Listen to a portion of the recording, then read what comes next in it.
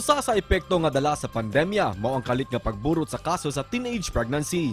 Kiniya matumbok nila nga usa sa mga hinungdan sa pagtaas usab sa populasyon dinhi sa Central Visayas.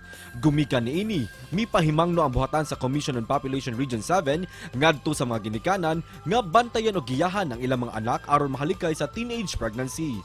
Karong buntaga, mga itagdatos kabahin niini, pinaagi ni Attorney Bruce Ragas, ang Regional Director sa Popcom 7, dinhilang sa GMA Regional TV Live.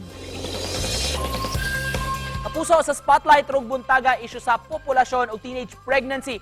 Hisgutan nato kumusta naman ang datos dinhi sa Central Visayas. Makauban nato karong buntaga Regional Director sa Commission on Population and Development, Attorney Bruce Ragas. Maayong buntag ug maopay na aga, Attorney. Kumusta ka karong buntaga? Maayong buntag nimo sir og sa tanan nga viewers nimo og tigpaminawan niini imuhang programa og salamat kayo sa oportunidad nga imong gihatag sa Commission on Population og kaloys Ginoo maayo ra ang atong kahimtang diri sir. Daghang salamat, Attorney, for joining us this morning. First up lang, Attorney, pila na may populasyon nato dinhi sa Central Visayas, Attorney? Kumusta man, steadily increasing ba?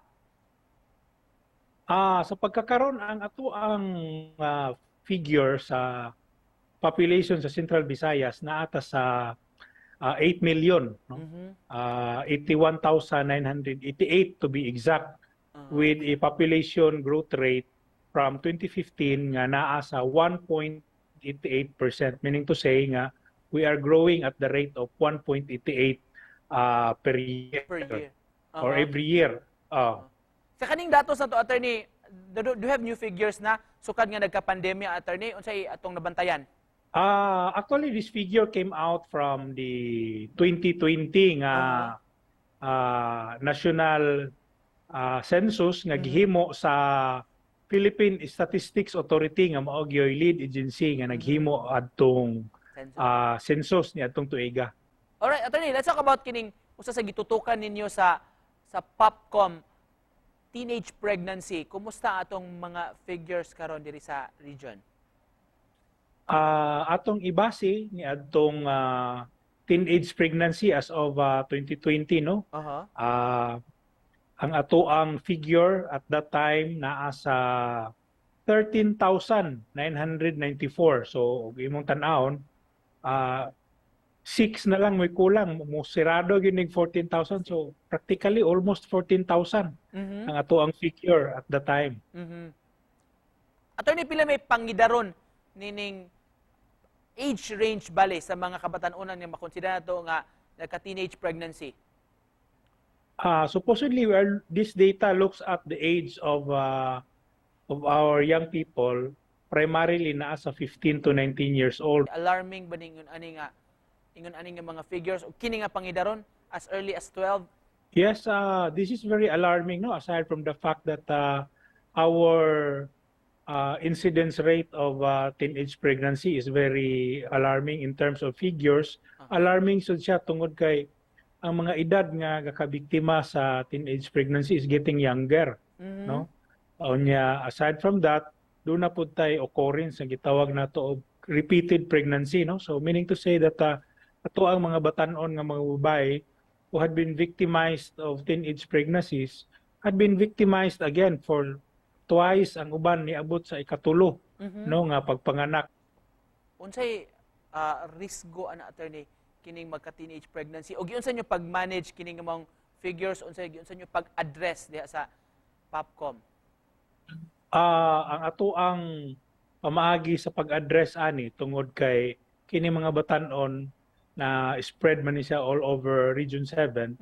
So what we are doing is, aside from we are closely working with other government agencies to provide the necessary services for these young people, we are also trying to strengthen our partnership with the local government units who are supposedly the frontliner service delivery providers para sa ato ang mga batan-on in terms of health services, in terms of the education, in terms of livelihood.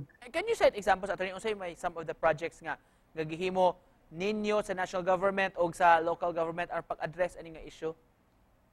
Primarily, we are doing this through information advocacy work, no, tungod kay maora man ni ang ato ang nakita nga epektibo nga pamaagi aron nga ma-empowered nato ang mga batan-on to make responsible and informed choice for themselves. Unsay factors nakita ninyo, attorney, nganong nahitabo ni nagkabata ang mga na mabdos kung panahon na?